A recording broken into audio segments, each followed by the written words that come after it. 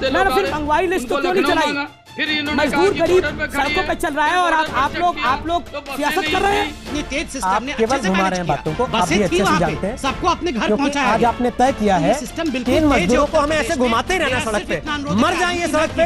मैं वही तो कह रहा हूँ, पॉलिटिकल पोस्टरिंग करनी है और यहाँ पर बसें चलने नहीं देनी है, मजदूर का कहीं भला ना हो जाए। लेकिन जो लिस्ट सही है, अगर 879 बसें हैं सही, उन बसों में लोगों को क्यों नहीं भेजते? और वो भी SDRF स्कीम से, सेंट्रल आप घुमा दिया ना सवाल का, सवाल का जवाब घुमा दिया ना, नहीं है जवाब, नहीं घुमाया।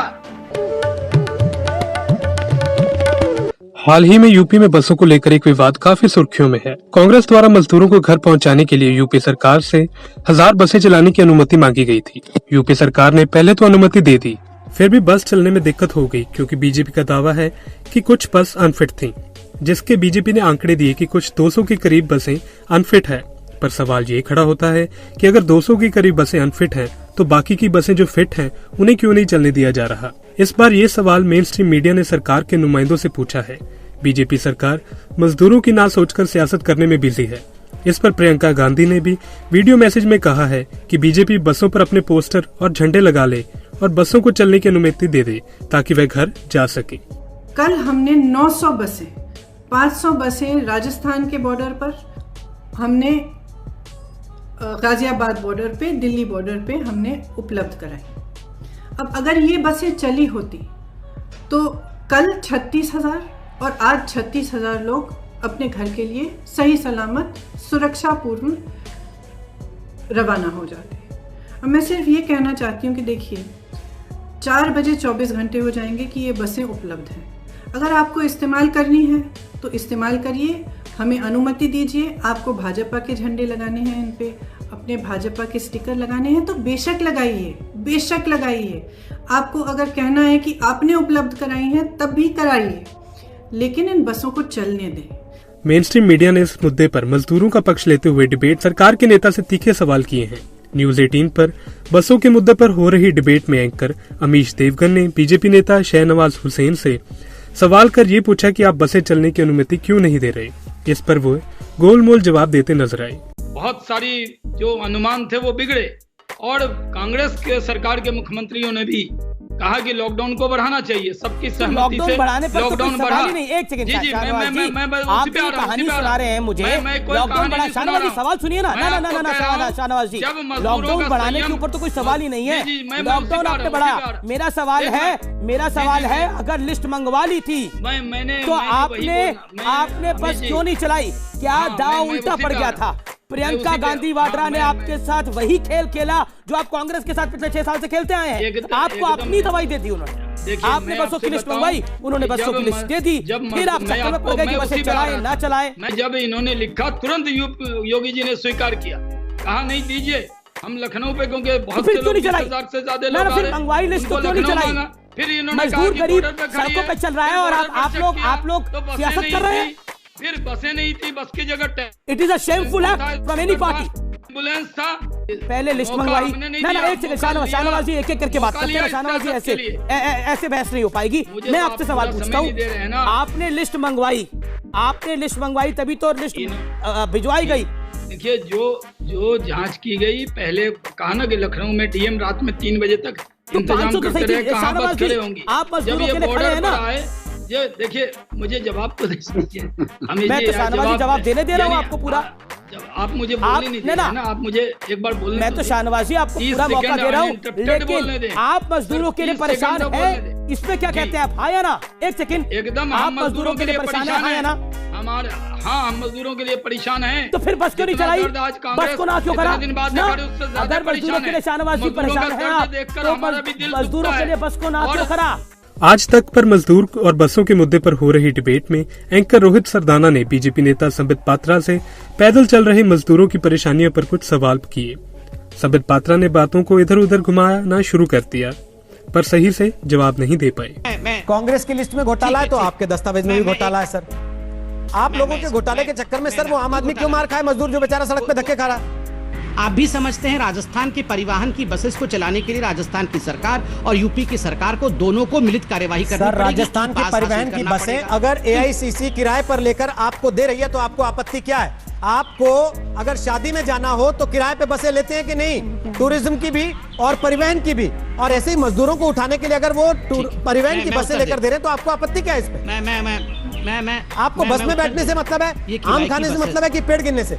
सुप्रीम कोर्ट में केस करेंगे, हाई कोर्ट में केस करेंगे और कहेंगे देखो मजदूरों को मार दिया। 12,000 बसेस उत्तर प्रदेश की सरकार रोजाना चला रही है रोहित जी। 12,000 बसेस, 800 से अधिक मजदूर अब भी मर रहा है। एक्सप्रेस ट्रेन उत्तर प्रदेश में आ रही है। हर रोज खबरें आ रही हैं सर, कितने एक्सीडेंट हो रहे हैं सर। लड़की अपने बाप को बैठा के 1700 किलोमीटर साइकिल चला के ले गई सर, आपको पता है? और आप लोग कागज मांग रहे हैं सर। चिंताजनक विषय, उसका अर्थ ये नहीं मत होने दीजिए ना सर, बस चला दीजिए। थोड़े से सिस्टम को आप तेज नहीं कर सकते? अगर आपको लगता है कि सिस्टम की फीताशाही की वजह से ये रुक रहा है, कागज नहीं होने की वजह से ये रुक रहा है, सर थोड़ा तेज कर लेते चीजों को। रोहित जी आपने जवाब, अगर आप आधी रात को उनकी चिट्ठी का जवाब दे रहे हैं, वो आधी रात को आपकी चिट्ठी का जवाब दे रही है, सर सिस्टम की तेजी तब पता लगती जब आधी बसें चल जाती कम से कम। चली नहीं संबित जी, तेज सिस्टम ने केवल घुमा रहे हैं बातों को, आप भी अच्छे से जानते हैं। सबको अपने घर पहुंचाया। आज आपने तय किया है कि इन मजदूरों को हमें ऐसे घुमाते ही रहना सड़क पे, मर जाएंगे सड़क पे, साइकिलों पे धक्के खाएं, पैदल इनकी टांगें टूट जाएं, इनकी लाशें गिर जाएं, ये ट्रकों के नीचे कुचले जाएं, हम इनको घुमाते रहेंगे ऐसे ही। बिल्कुल, ये आपने तय किया। बिल्कुल नहीं। एबीपी न्यूज पर एंकर रोमाना ने बीजेपी नेता सुधांशु त्रिवेदी से कुछ सवाल किए कि वे बसों पर राजनीति क्यों कर रहे हैं। इस पर सुधांशु भड़क उठे। रोमाना ने पलटवार करते कहा कि आप योगी जी से सवाल कीजिए, उन्होंने अनुमति क्यों दी। पहला सवाल मेरा सुधांशु जी आपसे है, सर बसें बॉर्डर पर खड़ी हैं, ये बता दीजिए, मजदूरों को जवाब दे दीजिए, आज चलेंगी ये बसें या नहीं चलेंगी? सर सारी राजनीति तो इसमें है, सर सारी राजनीति तो इसमें है कि हर कोई बात सेवा भाव की करता है, लेकिन यहाँ सियासत सबकी तरफ से की जा रही है। पैदल मजदूर किसी को नजर नहीं आ रहा है, कांग्रेस की बस आपको नजर आ रही है। मैंने तो सर कहा कि बस बॉर्डर पर खड़ी है, चुनौती के साथ मैंने कहा बस बॉर्डर पर खड़ी है सर। प्रावधान बता दीजिए सर, जिसमें एक पॉलिटिकल पार्टी के लेटर पर ब्लैंकेट परमिशन दी जा सकती है।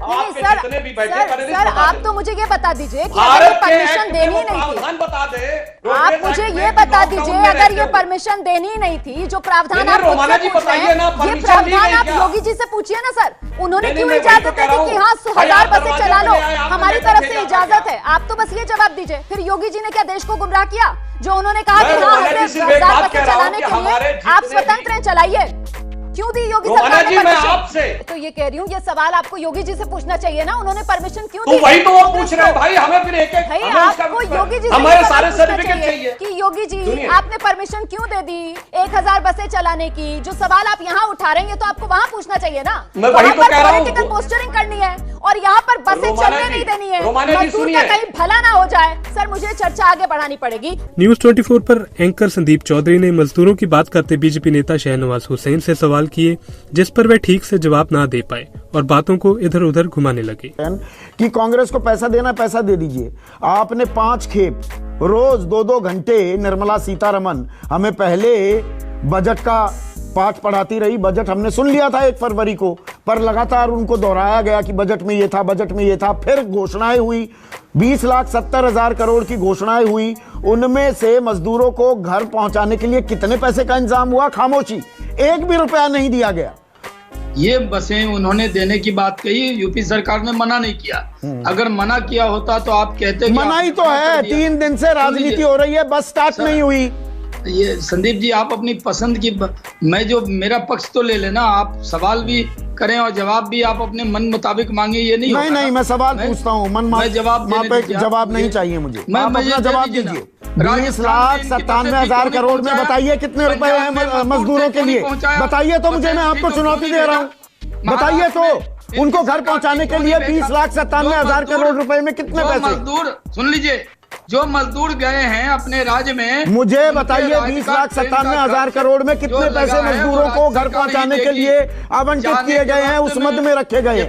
बताइए, मैं चुनौती दे रहा हूँ, आइसोलेशन में रहेंगे, खुली चुनौती है शहनवाज हुसैन। खाना भी देगी राज्य सरकार, और वो भी SDRF स्कीम से, सेंट्रल गवर्नमेंट। घुमा दिया ना सवाल का, सवाल का जवाब घुमा दिया ना? नहीं है जवाब, नहीं घुमाया। लेकिन जो लिस्ट सही है, अगर 879 बसें हैं सही, उन बसों में लोगों को क्यों नहीं भेजते? जनाब संदीप जी, अब तो मेन स्ट्रीम मीडिया ने भी सरकार से सवाल करने शुरू कर दिया है। खैर, ये भी सवाल है कि ये क्या आगे भी ऐसे ही सरकार से सवाल करते रहेंगे या नहीं। वही करें या ना करें, हम तो ये सवाल सरकार से लगातार करते ही रहेंगे। अभी के लिए हम भी यही चाहते हैं कि मजदूर जो परेशानियों का सामना कर रहे हैं वह सही सलामत अपने घर पहुंच जाए, चाहे वो किसी भी पॉलिटिकल पार्टी की मदद से पहुंचे। Bureau report, Punjab today TV. If you like our channel, please subscribe, and to get notifications about news, please click the bell icon.